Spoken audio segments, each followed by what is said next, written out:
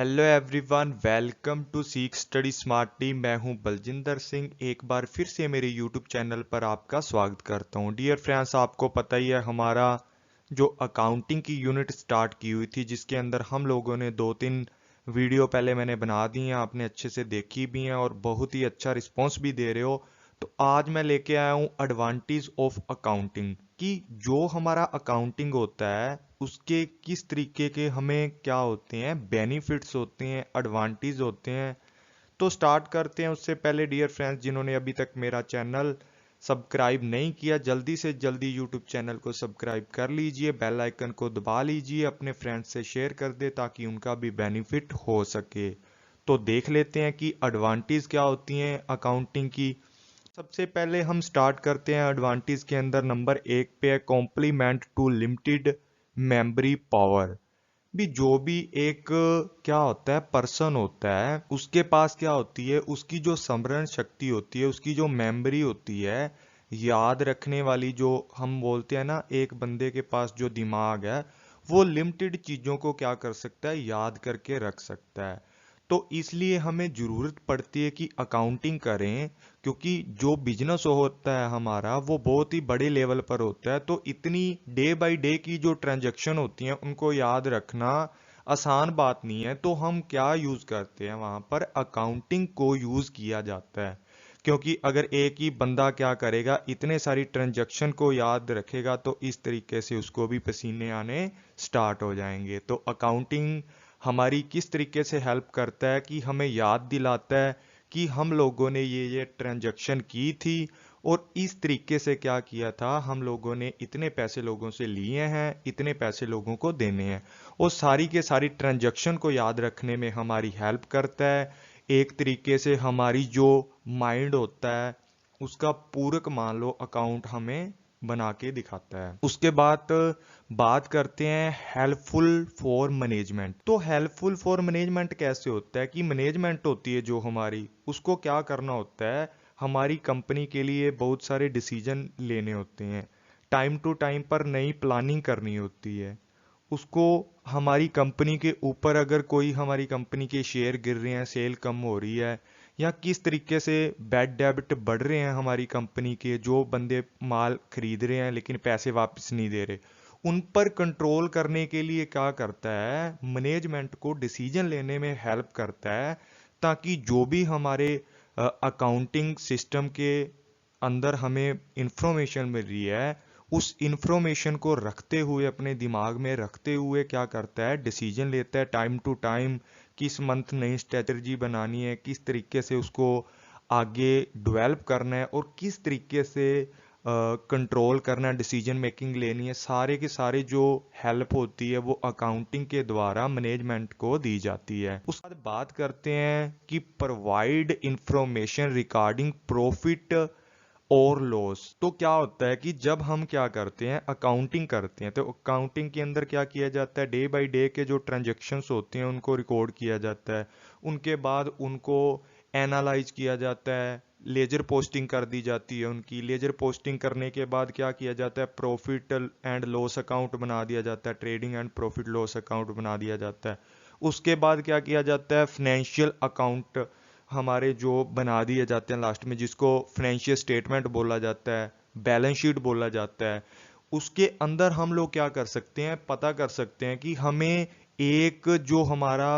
Accounting year है, या हमारा जो भी अकाउंटिंग पीरियड था, उसके अंदर कितना प्रॉफिट हुआ है हमें, और कितना उसके अंदर क्या हुआ है, हमें लॉस हुआ है। मतलब जो ओवरऑल हमारा बिजनेस काम कर रहा है उसके पूरे रिकॉर्ड को इकट्ठा करने के बाद हम लोग क्या कर देते हैं, अकाउंटिंग के अंदर पता कर सकते हैं कि कितना हमें लाभ हुआ है और कितनी हमें हानि हुई है। इसकी जानकारी भी कौन देता है, हमें अकाउंटिंग के द्वारा इसकी जानकारी हमें मिल जाती है। उसके बाद बात करते हैं प्रेजेंटिंग द फाइनेंशियल पोजीशन। तो अकाउंटिंग कैसे प्रेजेंट करता है अकाउंटिंग पोजीशन को। बेसिक सी बात है कि जब हम लोग क्या करते हैं, स्टेटमेंट तैयार कर लेते हैं, फाइनेंशियल स्टेटमेंट तैयार कर लेते हैं, प्रॉफिट एंड लॉस हमारा अकाउंट बन जाता है, उसके अंदर हम पता कर लेते हैं प्रॉफिट कितना, लॉस कितना है। तो हमें खुद ब खुद पता लग जाएगी कि हमारी फाइनेंशियल पोजीशन अच्छी है या मतलब बुरी है। अगर प्रॉफिट हो जाता है तो क्या होएगा, फाइनेंशियल पोजीशन बहुत अच्छी जाएगी, हमारी कंपनी के जो शेयर हैं बहुत मतलब ग्रोथ करेंगे या लोग उसको खरीदना चाहेंगे। अगर क्या होगा कि जो हमारी कंपनी है उसका जो फाइनेंशियल स्टेटमेंट है, जो उसकी जो पोजीशन है वो क्या आई है, डाउन आई है, मतलब लॉस की आई है, तो मान के चलते हैं कि हमारी कंपनी कुछ खास वर्क नहीं कर रही या कहीं ना कहीं कोई प्रॉब्लम है, तो उस तरीके से क्या किया जाता है कि मैनेजमेंट के द्वारा उस पर एक्शन लिया जाता है उसको कंट्रोल करने के लिए। तो फाइनेंशियल पोजीशन भी बहुत तरह से हेल्प करती है। अगर हमारी फाइनेंशियल पोजीशन आ जाती है तो क्या होता है, जितने भी इन्वेस्टर होते हैं वो क्या करते हैं, इन्वेस्टमेंट करने में मतलब अपना डिसीजन ले सकते हैं। अगर फाइनेंशियल पोजीशन अच्छी है, हमारी शेयर अच्छे बिक रहे हैं या शेयर वैल्यू अच्छी है, तो क्या होगा, लोग क्या करेंगे, उसके अंदर ज़्यादा से ज़्यादा इन्वेस्टमेंट करने की सोचेंगे कि ये कंपनी ज़्यादा ग्रोथ कर रही है तो इसके अंदर हमें क्या करना चाहिए, शेयर के ऊपर पैसा लगाना चाहिए। तो जो फाइनेंशियल पोजीशन होती है इस तरीके से काम करती है, और अकाउंटिंग के द्वारा इस पोजीशन को क्या किया जाता है, अलग अलग जितनी भी पार्टीज होती हैं जो हमारी कंपनी में इंटरेस्ट रखते हैं उनके, और मतलब उनको ये इंफॉर्मेशन प्रोवाइड करवाई जाती है। उसके बाद बात करते हैं फैसिलिटेटेड इन कंपैरेटिव स्टडी, कि जो अकाउंटिंग होता है ये किस तरीके से बेनिफिट करता है। अकाउंटिंग के अंदर क्या करते हैं हम, कि ऐसा तो है नहीं भी एक साल ही अकाउंटिंग को यूज करेंगे। अकाउंटिंग क्या करते हैं, जब हम कंपनी स्टार्ट करते हैं तब से अकाउंटिंग स्टार्ट कर देते हैं। अब मान लो 2020 के अंदर कोई कंपनी थी, उन्होंने क्या किया कि पैसा लगाया, नया पैसा लगाया अपनी कंपनी में, तो उनका क्या होगा कि 2021 के अंदर उनको क्या करेंगे, उनका पता लगाया जाएगा 2020 में जो पैसा लगाया है या 21 में पैसा लगाया है, या मान लो 2019 के अंदर जो भी पैसा लगाया हुआ था, तो इनको आपस में कंपेयर करके देख लेंगे कि 2019 में कितना प्रॉफिट है, 2020 में कितना है और 2021 में कितना प्रॉफिट होने वाला है, हमें पता लग जाएगा। फोरकास्टिंग एक तरीके से कर सकते हैं। मतलब 2020 और 2019 को दोनों के इनको कंपेयर करके देख लेते हैं कि 2019 के अंदर कितना ज़्यादा प्रॉफिट है या कितना कम प्रॉफिट है, कौन सी एक्टिविटी हमें आगे करनी चाहिए 21 के अंदर, या कौन सी एक्टिविटी या कौन सा प्रोडक्शन हमें बंद करना चाहिए। तो क्या होता है कि कंपैरेटिव स्टडी से हम लोग पता कर सकते हैं कि हमारी जो स्टेटमेंट आती हैं उनसे हमें पता लग जाता है कि हम लोग ये एक्टिविटी कर रहे हैं, और जो एक्टिविटी हमें डाउन नज़र आती है कि ये एक्टिविटी खास प्रॉफिट नहीं कर रही, तो उसको एक्टिविटी को बंद कर देते हैं, मैनेजमेंट उसको कंट्रोल कर लेती है, उसके ऊपर एक्शन लेती है, और क्या होता है कि आगे के लिए अच्छे प्लानिंग करके क्या कर लेते हैं, अपना समाधान निकाल लेते हैं, प्रॉब्लम को सॉल्व कर लेते हैं। तो कंपैरेटिव स्टडी भी अकाउंटिंग हेल्प करता है कंपैरेटिव स्टडी करने के अंदर, ताकि हमारा जो कंपनी है उसको ज़्यादा से ज़्यादा प्रॉफिट हो सके। उसके बाद बात करते हैं कि कई बार क्या होता है, हमारी कंपनी को कुछ लोग बदनाम करने की सोचते हैं, या कुछ लोग क्या करते हैं, किसी प्रकार का कंपनी और कस्टमर का इशू हो जाता है, या जो क्रेडिटर होता है या अलग लोग जो इन्वेस्टर होते हैं उनके साथ पैसे के लेन देन का कई बार क्या हो जाता है, इशू हो जाता है, वो कोर्ट में केस कर देता है जाके कि ये जो कंपनी है फ्रॉडिया है, और ये क्या करती है भी, मेरे पैसे इतने बनते हैं और ये मुझे दे नहीं रही। तो क्या होता है कि अकाउंटिंग की जाती है तो उसके अंदर डे बाय डे के जो ट्रांजैक्शन होते हैं उनको एकदम अच्छे से रिकॉर्ड किया जाता है। तो अच्छे से रिकॉर्ड किया जाता है तो हर प्रूफ इसके पास रहता है कि हम लोगों ने हर स्टेटमेंट को इस दिन डेट वाइज इन्होंने क्या किया होता है, लेन देन जो भी किया होता है, ट्रांजैक्शन की होती हैं, जो भी लेन देन किया होता है, जो भी ट्रांजैक्शन की होती हैं, वो क्या किया जाता है, बुक कीपिंग के अंदर लिखी जाती हैं, जो भी हमारी लेजर पोस्टिंग है उसके अंदर लिखी जाती हैं। तो हम लोग क्या करते हैं, उस चीज़ को कोर्ट में क्या करते हैं, जज के सामने पेश कर देते हैं कि देखो भाई, हम लोगों का जो हिसाब किताब है बिल्कुल ठीक है, ये लोग हमारे ऊपर ब्लेम कर रहे हैं, और हम लोगों ने किसी भी प्रकार का कोई भी धोखा या फ्रॉड इनके साथ नहीं किया। तो प्रूफ के रूप में भी क्या करते हैं, अकाउंटिंग जो स्टेटमेंट होती हैं वो यूज़ होती हैं, ताकि हम लोगों के ऊपर जो भी हमारे मुकदमे होते हैं वो कम हो जाएं, जो भी केस वगैरह कंपनी के ऊपर डालते हैं लोग वो कम से कम हो जाएं, ताकि लोगों का भ्रम भी इससे दूर किया जा सके। उसके बाद बात करते हैं कि जो facilitated in assessment of tax, कि जो हम क्या करते हैं, अकाउंटिंग करते हैं तो हमें पता होता है कि इतने, अकाउंटिंग करने से हमें पता होता है कि इतनी मशीनरी हम लोगों ने ली है, ठीक है, और टोटल इनकम जिसको बोलते हैं ना प्रॉफिट इतना हो गया हमें, तो टोटल प्रॉफिट हम लोग निकाल लेते हैं। तो क्या होता है कि हम सेल के ऊपर हमें पता लग जाएगा अभी हमारी सेल इतनी थी, तो सेल के ऊपर हम लोग क्या करते हैं कि जितना भी टैक्स बनता है या कोई भी और ड्यूटीज वगैरह बनती हैं, कस्टम ड्यूटी होगी, जो भी है जिस तरीके का हमारा बिजनेस है उसके अकॉर्डिंग, तो हम क्या कर सकते हैं कि टैक्स होता है जो हमारा, उसकी क्या होती है, असेसमेंट होती है, टैक्स किस तरीके से लगाया जाएगा और हमारे टैक्सेबल इनकम कितनी बनेगी वो भी अकाउंट बता देता है। क्योंकि अकाउंट के अंदर जितनी भी ट्रांजैक्शन होती हैं उनके ऊपर जो भी हम लोगों ने अगर माल बेचा है तो उसके ऊपर जितना टैक्स देना है वो हम लोगों ने लिख लेना है कि इतना टैक्स बनता है, और वो हम कस्टमर को दे देते हैं, उतना टैक्स लगा के ऐड करके दे देते हैं। और last of the end of the year क्या करते हैं, जितना भी टैक्स बनता है हमारी इनकम के ऊपर हम लोग क्या करते हैं, उसका हमारा जो फॉर्म होता है उसको फिल करके और अपना जो टैक्स है वो भर देते हैं। उसके बाद बात करते हैं फैसिलिटेटेड इन राइजिंग लोन्स। लोन को कैसे ले सकते हैं भाई अकाउंटिंग से, जब क्या होता है अकाउंटिंग करते हैं, अकाउंटिंग करने के बाद हम लोग क्या करते हैं, पूरी की पूरी जो हमारी स्टेटमेंट होती है उस स्टेटमेंट के अंदर हर चीज को हम प्रेजेंट करते हैं, और उसके बाद हम लोग क्या कर लेते हैं, हमारी जो भी फाइनेंशियल अकाउंट होते हैं उनको ऑडिटिंग करवा लेते हैं किसी सीए वगैरह से। हम लोगों ने क्या करवा ली, सीए से एडिटिंग करवा ली उसकी, कि देखो भी हम लोगों ने एडिटिंग करवा ली है, किसी प्रकार की हमारे अकाउंट के अंदर विंडो ड्रेसिंग नहीं है, किसी प्रकार का हम लोगों ने झोल मेल नहीं किया हुआ, मतलब किसी प्रकार का एक्स्ट्रा बेनिफिट नहीं जोड़ा, ताकि हमारी इनकम बढ़ा चढ़ा के नहीं दिखाई हुई। तो इस तरीके से क्या होता है कि जब हम लोग क्या करते हैं, अच्छे से हमारी जो फाइनेंशियल स्टेटमेंट होती है उनको प्रेजेंट करते हैं, तो बैंक हो गए या कोई भी फाइनेंशियल इंस्टीट्यूशन होता है वो क्या करता है, हम लोगों को आसानी से लोन दे देता है, क्योंकि उसको लगता है कि इसका 5-6 साल से जो भी बिजनेस है अच्छा जा रहा है और इसकी जो अकाउंटिंग स्टेटमेंट है वो बहुत ज़्यादा प्रॉफिट के अंदर है, तो कौन ना लोन देगा भाई। सब बैंक लोन देने के लिए तैयार हो जाते हैं और बैंक जो अपना लोन अप्रूवल कर देता है।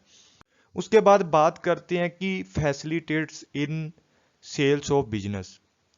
कि सेल्स ऑफ बिजनेस में फैसिलिटेट कैसे करती है भी अकाउंटिंग, क्यों सेल में हेल्प करेगा। तो क्या होता है कि जब हम लोग क्या करते हैं, पूरी की पूरी स्टेटमेंट बना लेते हैं,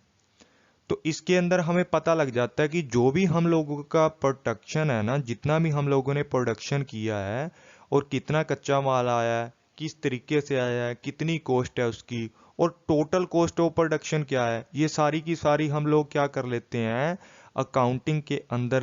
क्या कर लेते हैं, इकट्ठी कर लेते हैं, पता कर लेते हैं कि जो भी हमारा प्रोडक्शन है उसकी ओवरऑल कॉस्ट इतनी है। उसको टोटल कॉस्ट को पता करने के बाद उसके अंदर जो भी मार्जिन ऐड करना होता है उसको हम ऐड कर देते हैं और एक प्राइस फिक्स कर देते हैं, ताकि जो भी हम लोग क्या करते हैं, जो हमारे बिजनेस के थिंग्स हैं या गुड्स सर्विस हैं उनको आसानी से बेच खरीद सकें लोग। ठीक है, ये क्या होती है, फैसिलिटेट करती है। और ये कहाँ से होगी, जब भी हम कॉस्ट अकाउंट पढ़ते हैं उसके अंदर हर पर प्रोडक्शन क्या करते हैं, कॉस्ट अकाउंट के अंदर करते हैं, पर प्रोडक्शन की जो कॉस्ट आती है, पर यूनिट जो कॉस्ट आती है उसको क्या करते हैं, उसके अंदर एनालाइज करते हैं, उसको निकालते हैं किसके अंदर, कॉस्ट अकाउंट के अंदर। तो ये भी आगे पढ़ेंगे, कॉस्ट अकाउंट भी पढ़ने वाले हैं हम लोग, जल्दी से ये कर लेते हैं। उसके बाद बात करते हैं कि facilitated in the dedication of error and frauds, मतलब एरर और फ्रॉड्स का भी पता किया जा सकता है अकाउंटिंग से। तो कैसे करते हैं, तो समझ लेते हैं इसको अच्छे से। एरर क्या होता है कि जब हम लोगों से कोई ना कोई एंट्री छूट जाती है, जैसे मैंने पिछली वीडियो में भी बताया था कि हम लोग क्या करते हैं, जब भी कोई इंफॉर्मेशन हमारे पास आती है, ट्रांजैक्शन करते हैं, उसको एनालाइज करते हैं, मेजरमेंट करते हैं। मेजरमेंट करने के बाद हम लोग क्या करते हैं, उस चीज़ को रिकॉर्ड करते हैं। रिकॉर्ड करने के बाद क्या करते हैं, उसको लेजर पोस्टिंग में डाल देते हैं। जब लेजर पोस्टिंग में डाल देते हैं तो कई बार क्या होता है, हमारी एंट्री वगैरह छूट जाती हैं, तो हम लोगों को क्या करना पड़ता है, सस्पेंस अकाउंट बनाना पड़ता है, ताकि जो भी हमारा अनएडजस्टेड ट्रायल बैलेंस है उसको एडजस्टमेंट कर दें पूरी की पूरी। और एडजस्टमेंट करने से क्या होता है, जितने भी एरर होते हैं हमारे सारे के सारे खत्म हो जाते हैं। उसके बाद बात करते हैं फ्रॉड की। भी किसी भी बंदे ने अगर माल सेल कर दिया कंपनी का, अगर उसने एंट्री नहीं डाली और वो जो भी पैसा आया था उसने अपनी पॉकेट के अंदर डाल लिया, ठीक है, यहाँ उसने अपने पैसे डाल लिए पॉकेट के अंदर, तो अकाउंटिंग के द्वारा पता लग जाएगा कि हम लोगों का टोटल जो माल था ना वो कितनी यूनिट थी, टोटल माल की जो यूनिट थी वो कितनी थी उसका पता लग जाएगा। ठीक है, तो उसके अकॉर्डिंग हम लोग जोड़ के देख लेंगे, उनको टोटल करके देख लेंगे भी अगर 100 यूनिट थी और हर यूनिट कितने की थी, 5 रुपयों की थी, तो कितने बनेंगे भाई, 500 रुपये बनेंगे। लेकिन मेरे पास जो पैसे आए हैं भाई 480 रुपये आए हैं, जो 20 का झोल किया है किस बंदे ने किया है वो पकड़ा जाएगा। तो अकाउंटिंग के अंदर क्या किया जाता है, फ्रॉड करना, मतलब फ्रॉड का पता लगाया जा सकता है कि इस बंदे ने किया है, तो आसानी से इसके अंदर कोई भी चीटिंग नहीं कर सकते। उसके बाद बात करते हैं हेल्पफुल इन पार्टनरशिप। पार्टनरशिप में हेल्पफुल कैसे है, मान लो अकाउंटिंग के अंदर क्या होता है, हर चीज को डिटेल में लिखा जाता है कि इस बंदे ने इतने पैसे लगाए हैं हमारी कंपनी में, इस बंदे ने इतने पैसे लगाए हैं। सपोज करो कि किसी भी बंदे की जो साझेदार था, पार्टनरशिप वाला था, उसकी किसी कारणवश डेथ हो जाती है या वो क्या करता है कि अपना बिजनेस अलग करना चाहता है, तो अकाउंटिंग के अंदर क्या होता है, टोटल जो भी हिस्सा होता है उसका स्टेटमेंट के अंदर दिया होता है कि ये बंदे का इतना इतना पैसा लगाया है, इतना इसका डिविडेंड बन रहा है, इतने इसके मतलब जो भी शेयर है वो है, उसका पूरा का पूरा हिसाब किताब आसानी से किया जा सकता है। इसी तरीके अगर किसी बंदे ने हमारी कंपनी में ज्वाइन करना है तो उसके लिए भी क्या होती है, हेल्पफुल होती है अकाउंटिंग, क्योंकि उस बंदे को पूरी की पूरी कंपनी की जो पोजीशन होती है उसके सामने आ जाती है, इतना प्रॉफिट हो रहा है कई सालों से कंपनी को, तो वो क्या करता है, कंपनी के अंदर आना चाहते हैं। इसी तरीके से बात करते हैं मेंटेनेंस ऑफ बिजनेस रिकॉर्डिंग। जो भी हम क्या करते हैं, बिजनेस का रिकॉर्ड रखते हैं,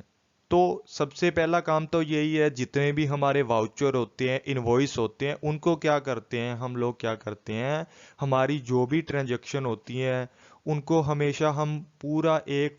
क्या बोलते हैं, जर्नल के अंदर लिख के रखते हैं। उसके बाद लेजर पोस्टिंग पे ले आते हैं उसको, पूरा जितना भी रिकॉर्ड होता है एक एक दिन का और डेट वाइज हम लोग क्या रखते हैं, अकाउंटिंग के अंदर रिकॉर्ड रखते हैं, ताकि हम लोग आसानी से कोई भी डिसीजन तक पहुंच सकें, प्रॉफिट एंड लॉस का पता कर सकें। तो डियर फ्रेंड्स, आज के लिए इतना ही था। Thank you all friends, I hope कि आपको वीडियो अच्छी लगी होगी और मैं इसी तरीके से क्रक्स वाली वीडियो आपके साथ शेयर करता रहूँगा। जल्दी से जल्दी वीडियो को लाइक शेयर कर दें, ताकि हर पर्सन के पास जो भी